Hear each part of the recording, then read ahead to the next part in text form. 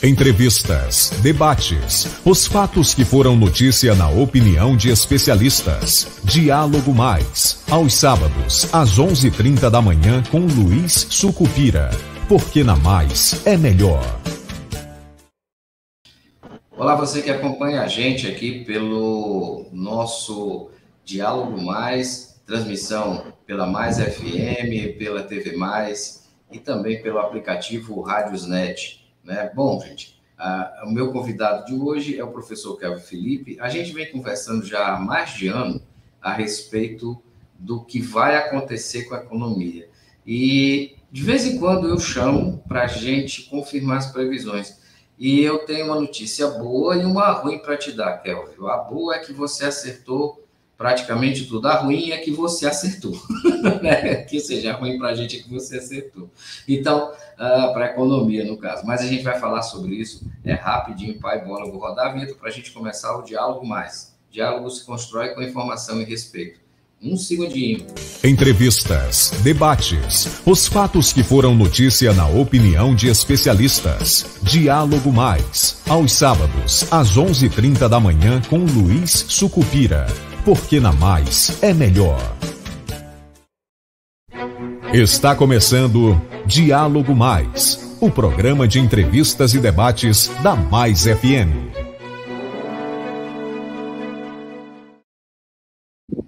Bom, agora de volta em definitivo para a gente conversar sobre o que, na realidade, para onde caminha a economia brasileira. Eu estou aqui com o professor Kelvin Felipe, onde a gente vai bater um papo sobre isso, né, professor? Seja bem-vindo ao Diálogo mais uma vez. Obrigado, Luiz. Obrigado, amigos da Mais FM, da TV Mais. É sempre um prazer estar conversando com vocês. Agradeço pelo convite, Luiz. É muito importante esses espaços, né, a gente está conversando a respeito da realidade, né, o qual a gente tá posto, né. Como você disse, né, professor, você tem duas coisas, o bom que você acertou, o ruim que você acertou. Mas a economia é uma ciência, né. Quando você mexe em uma variável dessa ciência, é igual a física, né, toda ação tem uma reação. Então, é isso. Então, não tem tanto segredo. Né? Você mexe em uma composição e ela vai ter reações em mais diversos pontos da sociedade. Então, a situação que a gente está passando, ela é muito complicada. Né? Por quê? Nós temos, Luiz, 3 cenários que merecem análise. Né? Inflação, perda do poder de compra e, por assim dizer, né, desemprego. Né?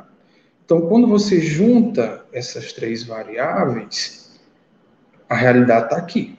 Né? É o que a gente está sentindo no nosso dia a dia, é o que a gente está sentindo quando vamos fazer as compras, é o que a gente está vendo quando vamos abastecer, né, nosso carro, a nossa moto, é o que a gente sente quando vai pagar a conta de energia, tá? Então, hoje, a economia do Brasil, ela vai numa direção muito complexa, muito complexa. Porque antes você tinha essas variáveis, por assim dizer, agindo isoladamente, não é?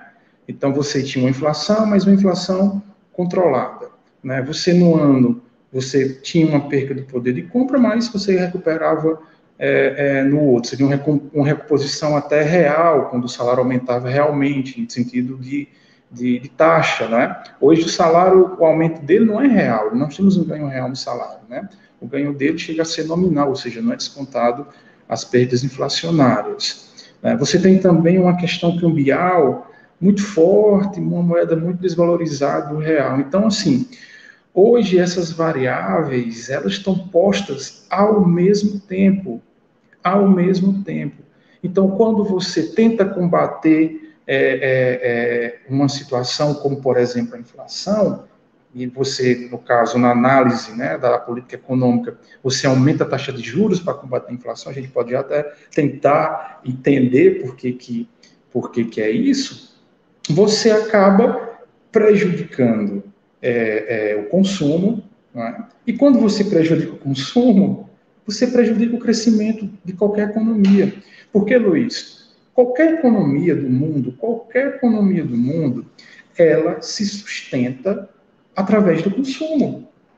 O consumo significa compras, não é? Numa economia onde não há compras, não há dinheiro circulando. Se não há dinheiro circulando, não há investimento. Se não há investimento, não há emprego. Se não há emprego, a renda cai, não é? Então, isso é uma roda, um ciclo, não é? Então, se isso não funcionar, vira crise. Então, perceba que nós estamos numa lógica difícil, porque essas variáveis elas estão postas ao mesmo tempo. Inflação, perda de poder aquisitivo, taxa de câmbio desvalorizada, baixo crescimento econômico, certo? Então, assim, é um grande desafio. Professor, dá para superar isso aí? Dá. Agora, nós temos que decidir, eu falo como sociedade, né, e claro, a representação ao qual nós elegemos, né, decidir a quem vai beneficiar, né, a quem de fato vai precisar ajudar. Né? Por exemplo, vamos pegar aqui o exemplo dos preços dos combustíveis, né, que talvez não vou dizer que é algo mais perceptível, que você vai fazer a feira e tudo hoje é mais caro, mas vamos pegar aí esse tema tão dolorido que é o preço do combustível. A gente já conversou sobre isso muitas vezes aqui, né? Por que esse preço do combustível está tão alto? Culpa da política de preço que a Petrobras adotou a partir de 2016, quando utilizou a paridade, né, do preço internacional, ou seja, a gente cobra o preço que o mundo todo cobra, né, em termos de dólar. Nós não estamos cobrando o preço em real, nós estamos cobrando o preço em dólar. E isso beneficia quem? Aos acionistas da Petrobras. Né? Você tem uma ideia, a Petrobras já num período de um ano, já repassou mais de 100 bilhões em dividendo.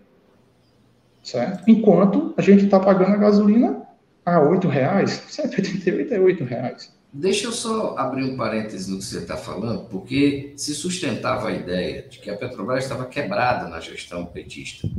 E já se provou que não. Né?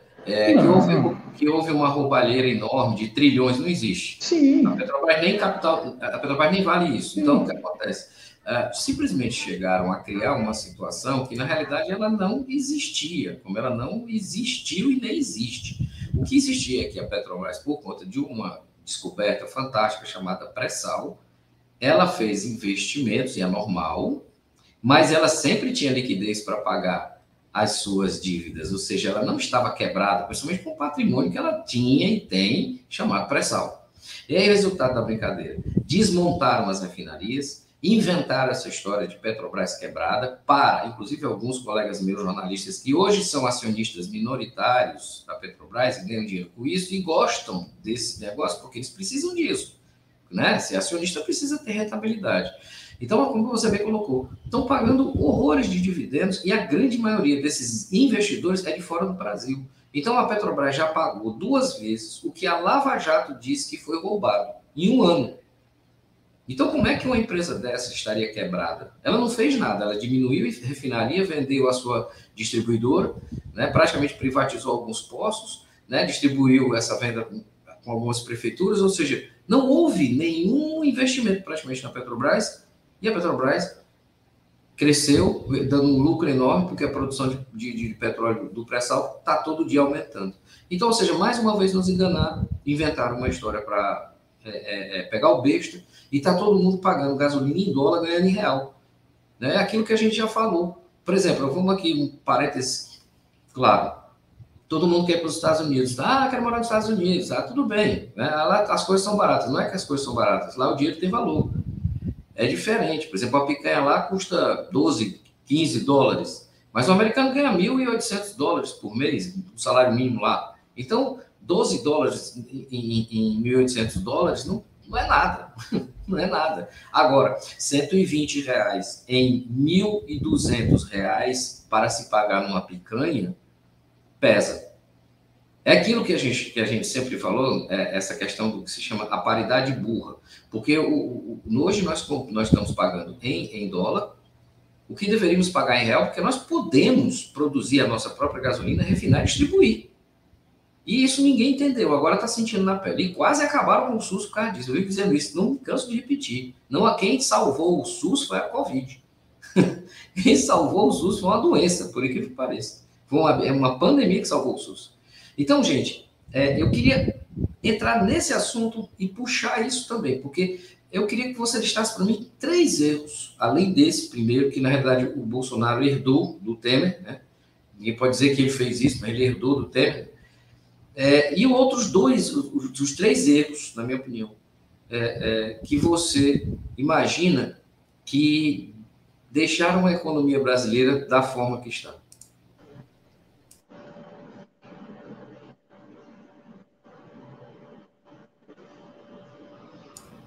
Tá me ouvindo? Olha, tô ouvindo agora, cortou, mas eu ouvi aqui, né? Bom, Luiz, como você bem ressaltou, né? O governo atual, ele não criou, né, essa política de preço, isso ainda foi em 2016, no governo Temer, né? Mas continua com ela. É uma política, como eu lhe falo, que beneficia acionistas, né? E quando estamos falando, são grandes acionistas, não é o cara que tem aplicado ali o fundo de garantia, né, em ações, não é o cara que economiza R$ 1.000 e coloca lá, não. São grandes bancos americanos que são os maiores investidores na Petrobras, né? Então, assim, ou a gente debate isso, Luiz, ou a gente vai continuar pagando R$ 8 e talvez mais, porque a perspectiva, como um ano eleitoral, a perspectiva é que o real se desvalorize cada vez mais, certo? Então, vai se aumentar a taxa de juros para tentar segurar o real lá embaixo, mas difícil, né? Ou se aceita que ao invés de 100 bilhões, olha só, ao invés de 100 bilhões, esses caras ganham aí 60 bilhões, e 40 seja para subsidiar o preço do combustível para sair de 8 a 5 reais. Todo mundo ganha. Na verdade, eles continuam ganhando muito dinheiro e a gente começa a deixar de perder um pouco. Não é? Porque 5 reais uma gasolina é muito caro ainda. É muito caro ainda. Né? Então, isso. São essas escolhas que a sociedade tem que ter. Tem que ter ideias na cabeça. Né? Então, essa paridade foi feita para isso, para as pessoas, grupos específicos, ganhar muito dinheiro. Né? Esse é o grande erro. Não tem segredo, não tem segredo. Né? Olha, você fala do pré-sal, Luiz. O pré-sal foi uma das maiores descobertas que a gente fez no Brasil, né, nos últimos tempos. Né? Me lembro quando a gente foi descoberto o pré-sal, aí, há 16 anos atrás, se eu não me engano, 15 anos atrás, coisa assim. Era debatido para onde que ia se investir esse dinheiro do pré-sal. Né? Se era em educação, todo em educação, né? Parte em infraestrutura, né? Para melhorar a logística do país, tal. Hoje, com um negócio chamado teto dos gastos, que não pode aumentar o investimento público limitado à inflação do ano passado, etc., esse dinheiro do pré-sal a gente não vê. O Brasil hoje é um dos grandes produtores de petróleo, é um dos maiores produtores de petróleo do mundo, minha gente. Do mundo. Certo? Então, e a gente está pagando a gasolina R$ 8, isso é loucura. Isso é loucura. Né? É loucura. Então, assim, tem gente ganhando muito dinheiro com isso, muito, muito dinheiro. Né? Enquanto... olha, Luiz, eu vindo todo dia para trabalhar com a Piara, eu nunca vi tanta gente empurrando moto na estrada, como eu estou vendo. Eu nunca tinha visto mais, mas de um tempo para cá, tantas pessoas que eu já vi empurrando moto, e não é pneu furado, não. É falta de combustível. Porque é muito caro. Não tem como, cara. Não tem como. Além disso, aí vem um outro problema da gasolina, que tudo sobe junto com ela, e junto com ela, além de ter subido todas as coisas, né, frete, tudo, que não é só gasolina, é o diesel também, nós temos outro problema, é a fome, aquilo que a gente tinha falado antes. Né? Antes a gente, logo no começo, há um tempo atrás, se não me engano, mais ou menos, acho que está com uns 8 meses, eu acho, 9 meses, mais ou menos, que nós tivemos a última conversa sobre isso. onde a gente conversamos, chegamos à conclusão de que a nossa gasolina em julho, até julho do ano que vem, chegaria a 10, do ano que vem, que seria esse ano, chegaria a R$10. Nós já estamos bem próximos disso, já temos gasolina a R$11 aqui no Brasil, já nos territórios, né, mais longe, já tem esse preço, já existe esse preço, ainda não está no restante do Brasil, mas a gente vai, no próximo aumento, que com certeza eles vão jogar, ela pula para isso aí. Então, a previsão que você tinha colocado, me lembro demais, era que até julho a gente estaria pagando R$10 o litro de combustível.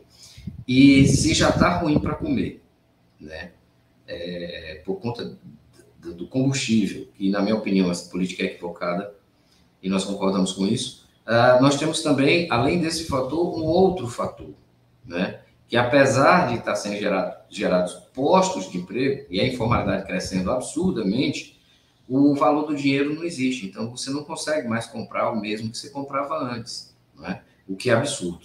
Então, qual a saída para isso? Você tá puxando o tema inflação, né, para a jogada, né? Precisa a gente entender o que é inflação, né, em seu conceito mais estrito, né? Inflação, ela é um aumento de preço, né? Então, se a gente compara o preço de um produto, do mesmo produto ao longo do tempo, né, seja produto hoje, eu olhar essa caneta custa R$5 hoje, daqui a um mês eu vou fazer a apuração desse preço, ela está custando R$6. Então, houve uma inflação, houve um aumento disso. Então, a inflação, seu conceito é aumento de preço. A pergunta é, por que está se dando essa inflação toda, Luiz? Luiz, se eu disser para você que nós somos um dos países que mais produz soja, que mais produz milho, que mais produz proteína animal, seja bovina, suína, de frango, de peixe, e por que o preço está tão descontrole do arroz, o preço está tão descontrole da carne e tudo mais? Se a gente produz muito aqui, né? Porque a inflação, ela dá estritamente em dois conceitos. Uma inflação de custo, ou seja, os custos de produção estão mais caros. Se está mais caro o custo de produção, então esse custo é repassado no preço do produto, então o preço dele eleva. Essa é a inflação de custo. O outro é a inflação de demanda. As pessoas começam a procurar, demandar as mercadorias e a oferta dessa mercadoria não acompanha essa demanda. Então é aquela coisa, se tem mais gente querendo comprar e menos mercadoria, a tendência é que o preço aumenta, né? Então, por que está gerando essa inflação se a gente bate um recorde de produção de grãos, um recorde de produção de proteína, tá? E a gente tem esse preço descontrolado das coisas? Aí, meu irmão, primeiro, vamos lá pelo lado dos custos. A gasolina, cara, em 3 anos, pouco saiu de R$3,50 para R$8. Quase triplicou o preço da gasolina. Quase triplicou, né? Por quê? Porque o dólar se valoriza, o preço internacional do combustível, né, do petróleo, se valoriza e nosso preço é em dólar. Então, pufo, lá para cima. E quando a gasolina aumenta, né, o preço dos combustíveis aumenta o custo de tudo, porque tudo é transportado. Tudo precisa ser transportado. Tá? Então, se aumenta esse preço do combustível, vai ficar mais caro o frete, né? Vai ficar mais caro. Tudo vai ficar mais caro. Certo? Então, isso aumenta por isso. E onde é que está ficando, Luiz, essa soja? Né? Onde está ficando esse milho, esse arroz, essa proteína? Está sendo exportado. Não está ficando no nosso país. Não é? Por quê? Porque os caras estão ganhando mais lá fora. Então, olha a lógica. Né? Mas você está esquecendo de citar que teve uma pandemia e tal. Sim, teve uma pandemia, né, que desarticulou as cadeias globais. Mas, meu povo, nós batemos recorde de produção de milho. Então, o milho não está ficando aqui, não está. Então, algumas coisas têm que ser modificadas, Luiz, porque senão é só ladeira abaixo.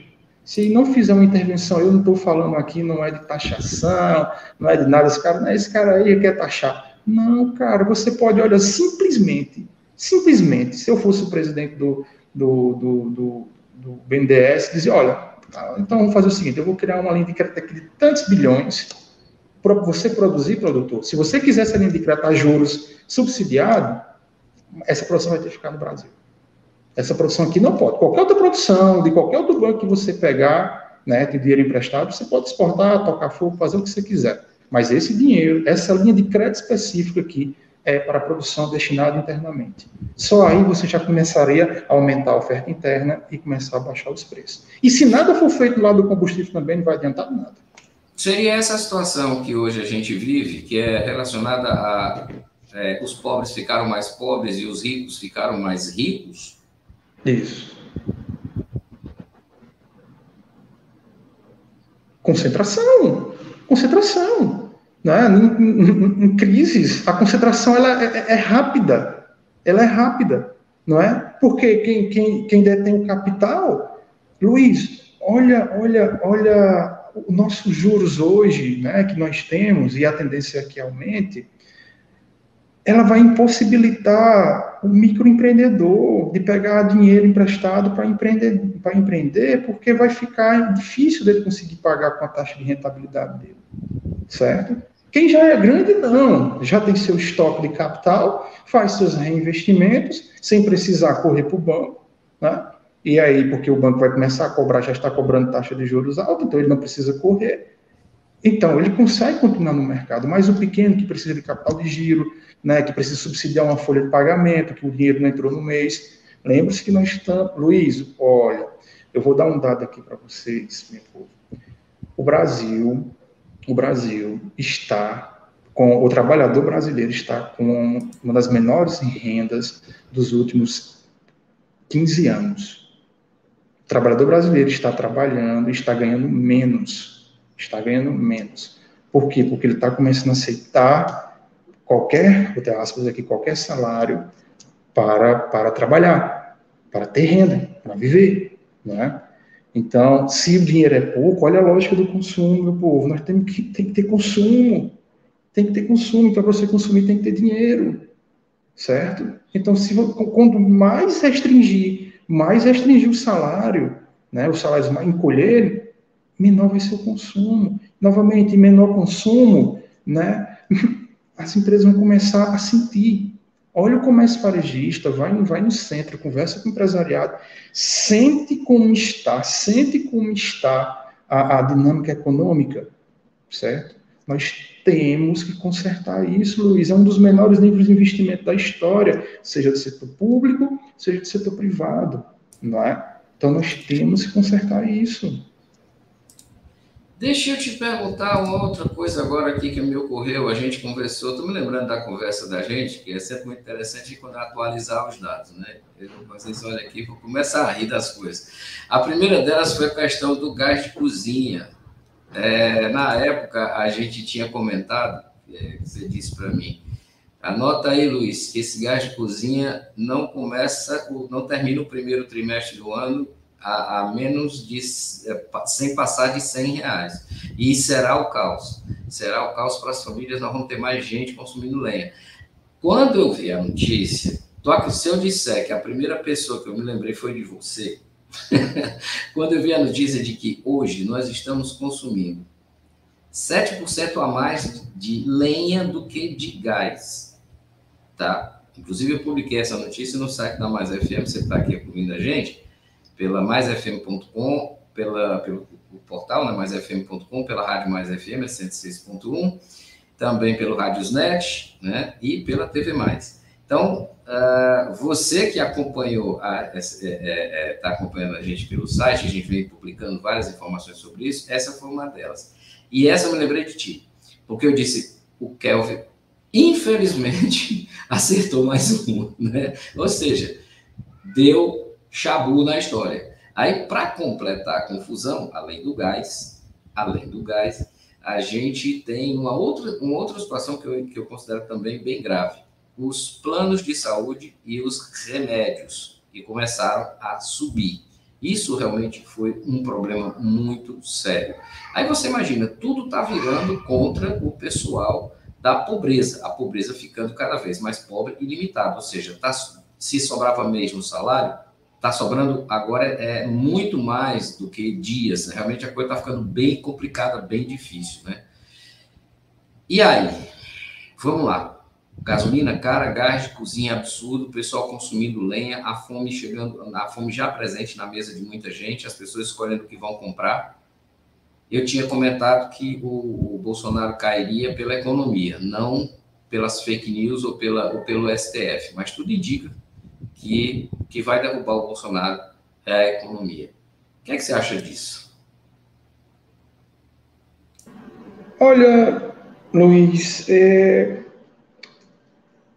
eu vi um dado, né, que a queimadura, de entrada de pessoas em hospitais com queimadura de álcool, por álcool no caso, né,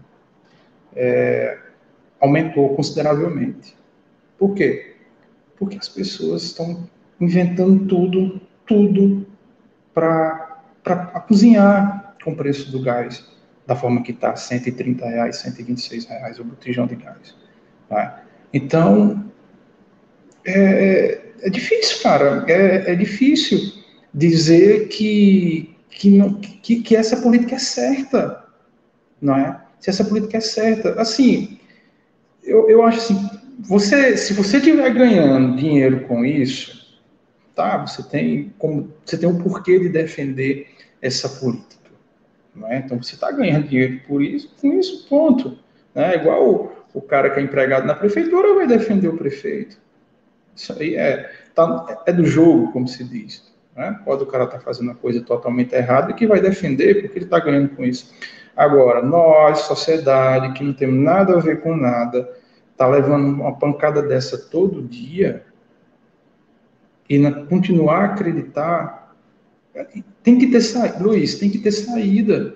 Se você só terceirizar a culpa por tudo, a culpa nunca é minha, nunca, não é eu, é fulano, é cicrano, nunca puxar responsabilidades assim, bora minha gente, vamos aqui fazer em conjunto o negócio, vamos fazer um pacto aqui pela sociedade, não é? Vamos lá, governadores, qual o problema aqui? Vamos tentar aqui baratear o preço do combustível, vamos lá, sei lá, congelar aqui uma alíquota, por mais que as alíquotas dos impostos estaduais do combustível já estão congeladas faz tempo, não é? E não vai modificar, Luiz. Luiz, se você não...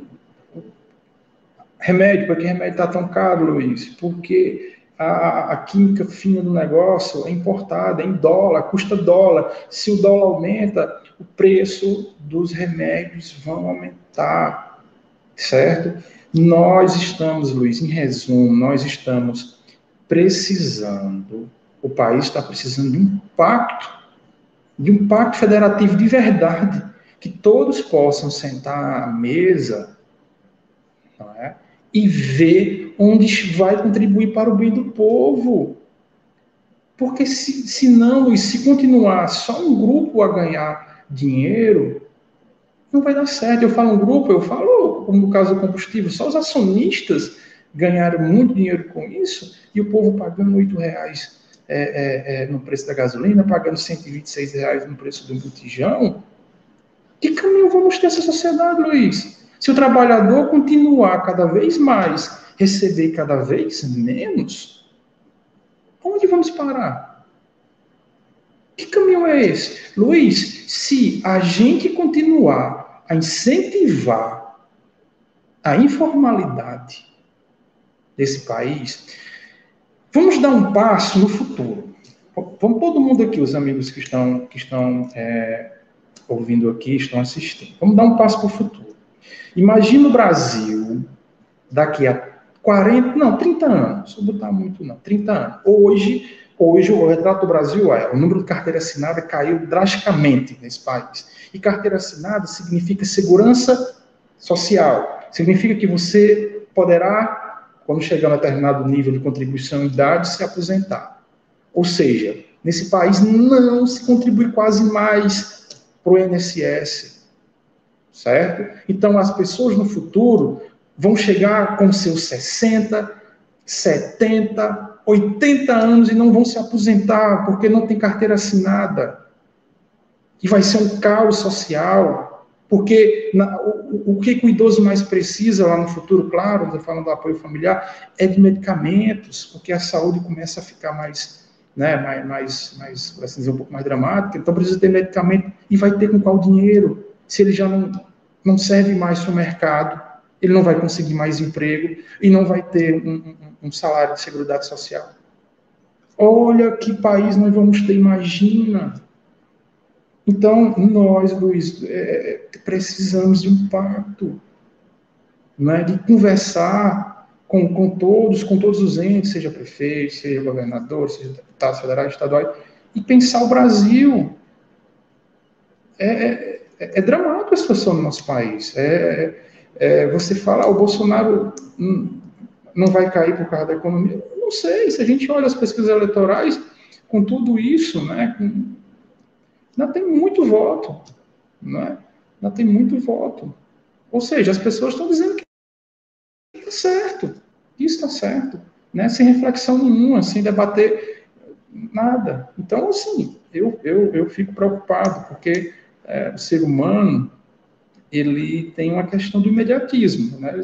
Nós queremos as coisas para agora. Então, a gente parece que não consegue enxergar no futuro. Mas, meu povo, vamos pensar no futuro, como vai ser essa nossa sociedade. Né? Sem seguridade social, certo? Vai ser um caos esse país, se não for modificado. Né? Vai ser um caos isso. Isso que você está comentando agora, da questão previdenciária, a gente também já tinha tocado nesse assunto da outra vez. Porém, o que eu vejo também é que muitas das prefeituras hoje elas estão sobrevivendo das receitas que vêm para o fundo que vem para isso, que agora me fugiu o nome, né? Que custeia os municípios. Né? Então, como é que pode? O comércio não cresce, gira sempre a mesma coisa e vai girando, cada vez a roda gira menor. Né? Como eu falei, a visão que eu tinha era que eu continuo tendo.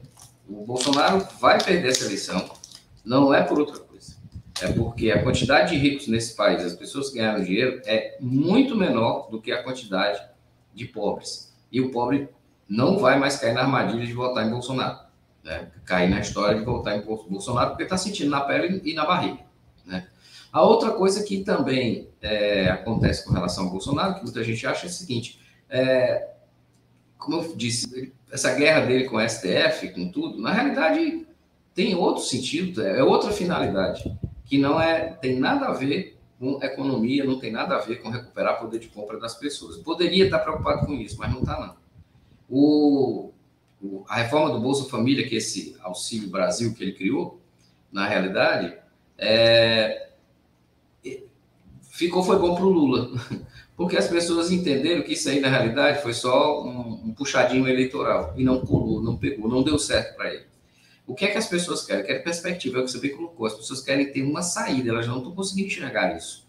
Né? E o Bolsonaro fica brigando com o STF, defendendo Daniel Silveira, quando o problema do país é outro. Se ele está pensando em dar um golpe de Estado, se ele está pensando em derrubar o último lugar que defende a democracia hoje, porque esquece o Congresso e o Senado, esses já morreram faz tempo, pelo menos esses que estão aí, a gente tem essa situação. Ou seja, o STF vai derrubar o Bolsonaro? Nunca vai derrubar o Bolsonaro. Nunca. Não vai ser o STF. Né? As fake news, o processo de fake news vai acabar derrubando o Bolsonaro. Não, não vai. A corrupção praticada pelo Bolsonaro vai empichar ele. Não, não vai. Não vai. É sonho. Não vai. Não vai acontecer. Primeiro, por causa do Congresso que está aí. Né? Depois que eles colocaram Daniel Silveira na Comissão de Constituição e Justiça, aí eu disse, bom, pode amassar e jogar no lixo. Né? Mas o que vai derrubar é a economia. Então, ou seja, e ele não tem tempo hábil para fazer esses ajustes que precisam ser feitos e que, se for mexer, vai mexer no bolso de gente rica. Né? Inclusive, essa é uma das propostas tanto do Lula, né, como também do Ciro Gomes. Ou seja, taxar as grandes fortunas. E é isso que eu quero entrar. Seria essa a saída? Teríamos essa saída? Essa saída seria mais urgente?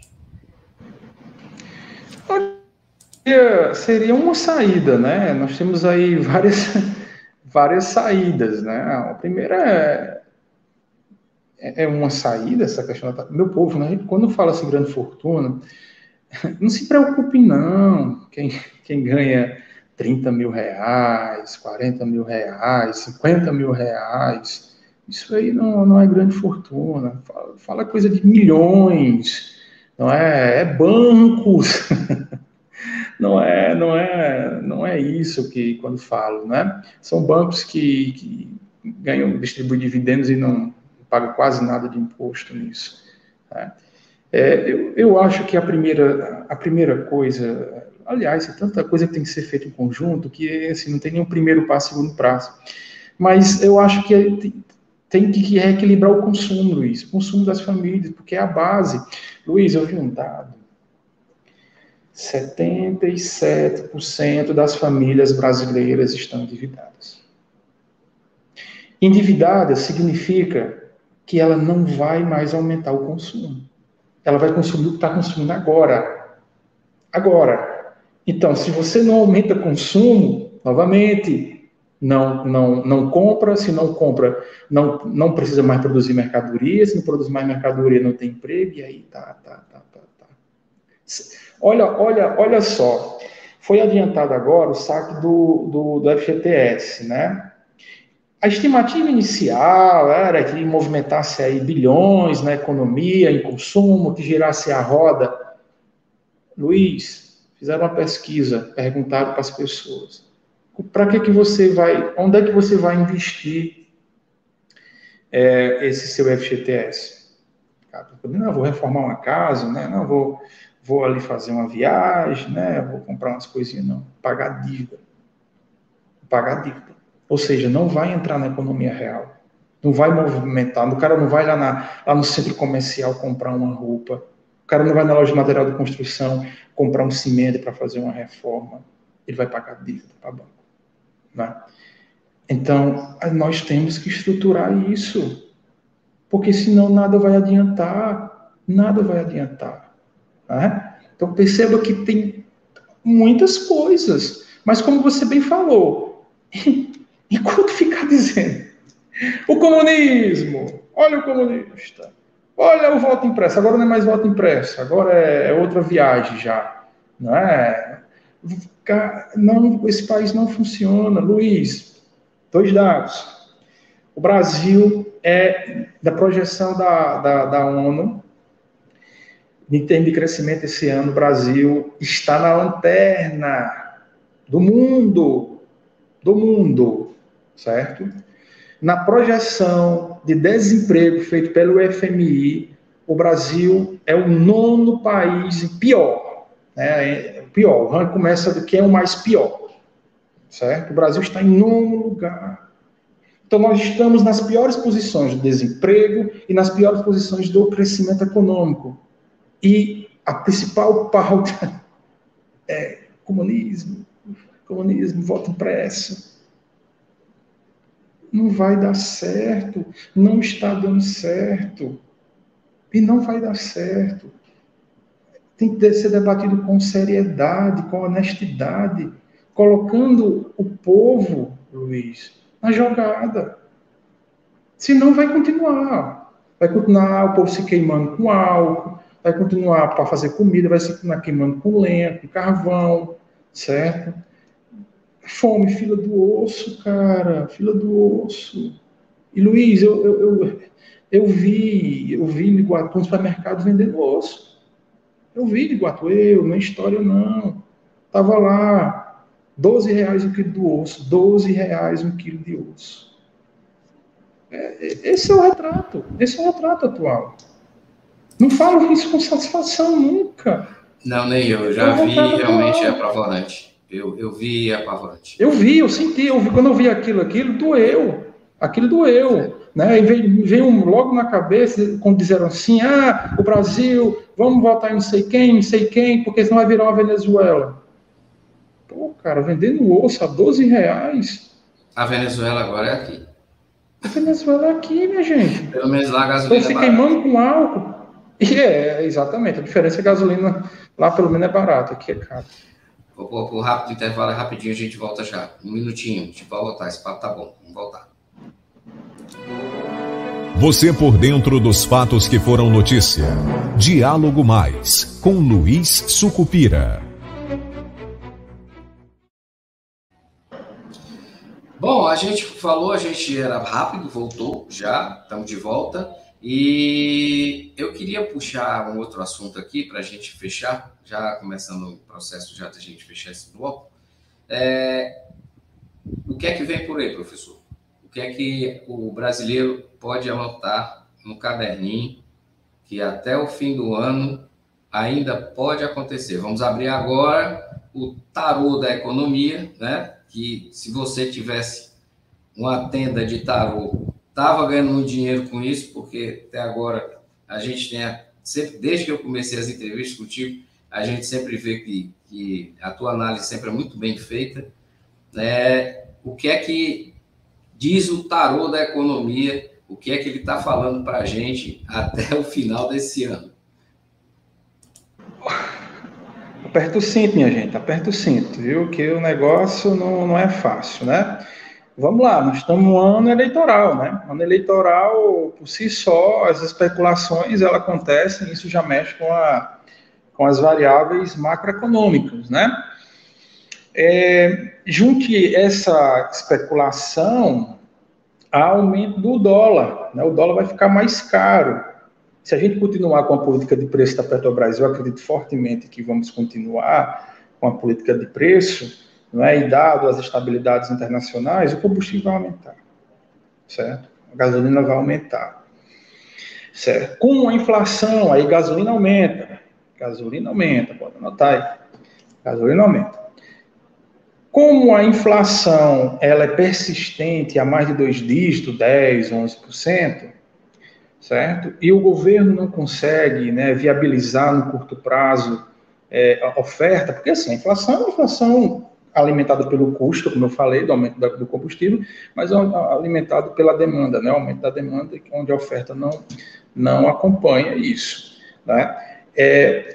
É fácil de entender, né? Porque ele também não consegue aumentar a oferta. Não é só assim, se o preço da carne de boi está mais cara, eu preciso de ter mais carne de boi, ou seja, mais oferta de boi, né? Mas aí, para um boi chegar ao abate, né, demora anos, né, entre o cruzamento dos animais, entre a gestação, nascimento, engorda, etc, etc, etc. Então, assim, na agricultura, né, não é tão fácil você aumentar a oferta, requer tempo, né, entre você plantar uma banana, né, o pé de banana, e você colher ela lá para vender, demora tempo.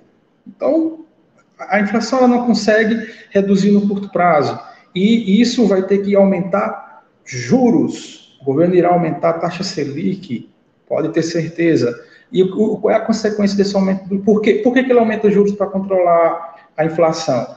Porque quando aumenta os juros, o consumo fica mais caro, né? O dinheiro fica mais caro. Se o dinheiro fica mais caro, você, no cartão de crédito, você pedir emprestado, não é? As empresas ir no banco para pedir dinheiro emprestado para ter capital de giro, para comprar mais mercadoria, as coisas vão ficando mais caras. Isso faz com que a gente diminua o consumo.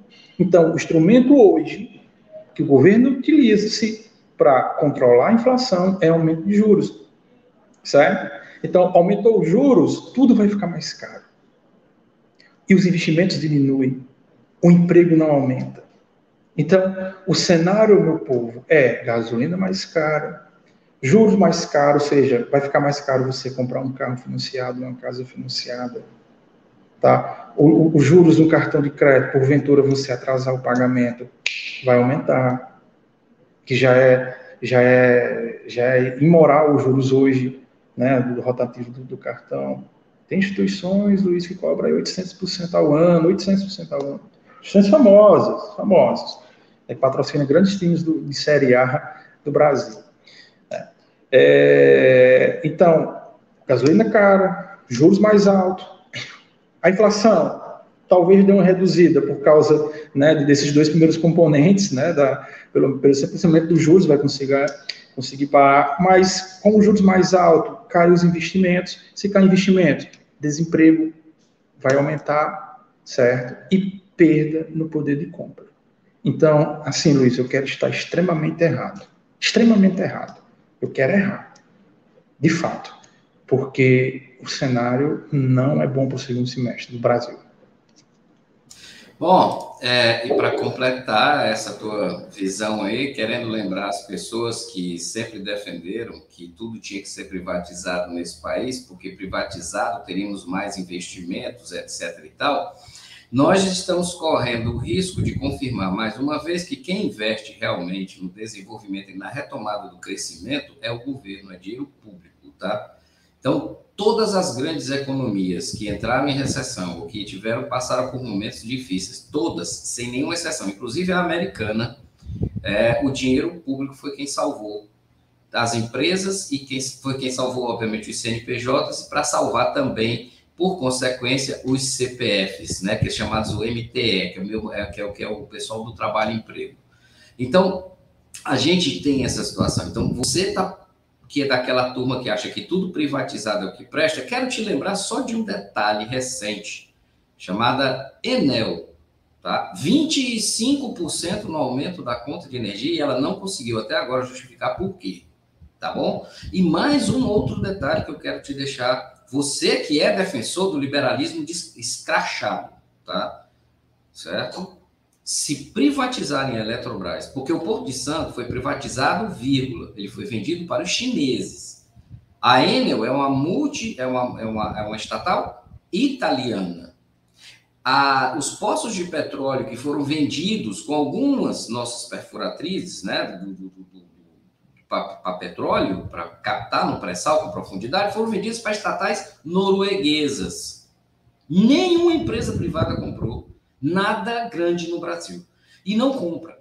Quem tem dinheiro são governos, certo? Quem compra o Twitter, para comprar o Twitter tem. O Musk comprou o Twitter, mas com outra finalidade, tá? Não é para produzir nada, não. É só para especular mesmo em cima dos bitcoins. Mas, na realidade, o que precisa é que as pessoas entendam o seguinte: se privatizar a Eletrobras, vai privatizar a nossa matriz, que a nossa matriz é água, né? É hídrica. Então, o que vai acontecer? O mesmo que aconteceu no Chile. As pessoas, a agricultura familiar, não vai poder usar essa água, porque eles regulam a saída dessa água, são eles que regulam. A água passa a ser propriedade privada, vírgula, porque parece que também quem vai comprar a Eletrobras é o governo chinês. Aí o governo Bolsonaro abre o bico para dizer: nossa bandeira jamais será vermelha. Ela já é vermelha em Santos, ela já vai ser vermelha agora na Eletrobras. E se bobear, ela já está sendo vermelha em vários outros lugares, porque o chinês tem dinheiro para comprar. E aí eu fico dizendo para ti, para a gente encerrar. O liberalismo vai para o saco com essa eleição, porque a gente está vendo que no mundo inteiro o pessoal parece que não está mais acreditando nessa história, não, né? Sim, Luiz. Você pode ser liberal, mas tem que ter regulamento, regulação, fiscalização, não é? Porque não pode ser de toda forma. Luiz, olha, o objetivo de todo e qualquer empresário não é só lucrar, é ter o máximo lucro nas suas atividades. Como assim, Kel? Eu sempre falo isso toda com a aula que eu dou, eu acho que é a primeira aula que eu falo isso. Olha, se eu puder vender essa caneta a R$5, eu vendo. Mas se eu puder vender a 8, eu também vendo. Se eu puder vender a 15, eu também vendo. Se eu puder vender a 20, eu também vendo. O que vai me impedir de vender a R$100 essa caneta? Regulações. Dizer assim, olha, Kel, R$100 é exploração. Só tem você que vende caneta na região. Você não pode fazer isso. Não é? Você atende uma finalidade social. Não é? Olha, Enel, 25%. Qual é a justificativa dos seus custos para isso? O que foi que aumentou para tudo isso, sabe? Você pode ter uma abertura, não é isso, a questão não é essa. A questão é que temos que ter regulação. E antes de qualquer coisa, fiscalização. Fiscalização. Porque senão, Luiz, sem um jogo não há juiz, não há regra, não tem nenhuma jogada fora da lei. Tudo pode, certo? Tudo vai acontecer. Então, essa é a problemática do Brasil.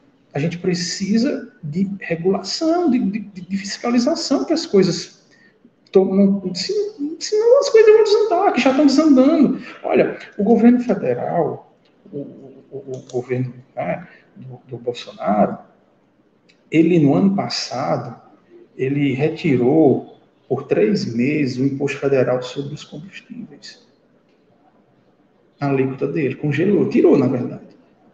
Não caiu nada o preço. Nada, ou seja, na ideia, se eu retiro o imposto, né, a gasolina, né, o combustível vai ficar mais barato, porque eu não tenho que pagar aquele imposto. Então, se ele fica mais barato, né, lá pro dono do posto, era para chegar na bomba para o consumidor, mas não chegou. Foi incorporado ao lucro. Lembre-se que o objetivo é sempre ter mais lucro. Sempre ter mais lucro. Então, foi incorporado ao lucro. Certo? Então, o liberalismo não pode ser feito de toda forma. Certo? Você tem que ter regulação. Essa é a ideia louca. E assim, ó, faça do jeito que quiser, que nós não estamos nem aí. Né? Para quê? Para que o Ministério do Trabalho? Para que isso? Né? Não é assim. Não é assim. Precisa não só regulamentar no sentido assim, não vamos dizer assim, precisa falar assim, regulamentação das redes sociais. Não é isso não, minha gente. Não, eu estou falando no sentido assim, tem que ter regras bem claras. Né? Não estou dizendo que ainda não pode aumentar o preço dela em 25%. Se os custos dela aumentaram 30%, ela tem que aumentar 30%, não é 25%. Agora, por que está aumentando 25%, minha gente? Por que tudo isso? Né? Cadê os extratos contábeis, né? As análises de balanço para que eles não de fato aqui a empresa tal teve prejuízo, tem que aumentar 25%.